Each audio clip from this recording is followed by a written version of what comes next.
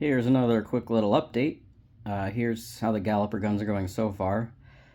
Not as swiftly as I would like, but here they are. And I mostly worked on the crew. They're obviously not finished, but I decided to just go with the color scheme from the box art. And then I have the rider guys that'll eventually go on as well. So that's where they're at. Nothing crazy for that, but I think I'm trying to plan ahead already. I think the next thing I want to work on is my ogres. So there's these guys. One of the problems though is that when I opened the package, there was 2 right arms for one of the guys. So unfortunately, I've found some bits online, but they're like, shipping from England is a lot of money. So I actually had a file for some orcs, and it is just an arm with a frying pan. So I figured that was very ogre-y.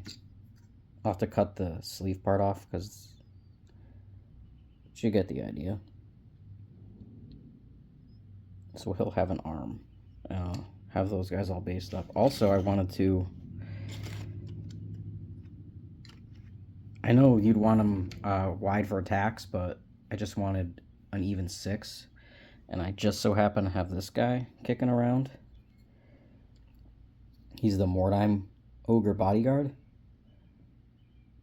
And I've always loved this model. I think it's so cool that he's carrying the backpack thing.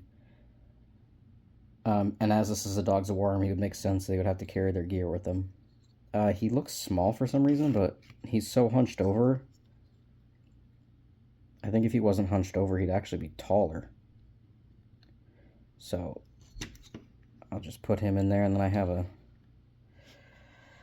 unit of 6 ogres for the Dogs of War army. And also, while this is going on, I was testing prints on cavalry. I found this cool file from the same guy that does the skull mask that I use for my Empire guys. He based the unit on this picture from the Dogs of War book. It's a conquistador, like, Dogs of War cavalry guy. So I'm test printing some of those files. They're actually really neat. There's the horse. He has like a Triceratops skull. And there's also like a T-Rex kind of skull. And whatever the heck animal this is supposed to be.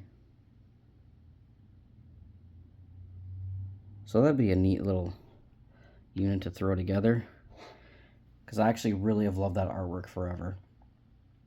And that'll be a pretty thematic thing. And also, this is actually one of the heads from that Conquistador Cavalry.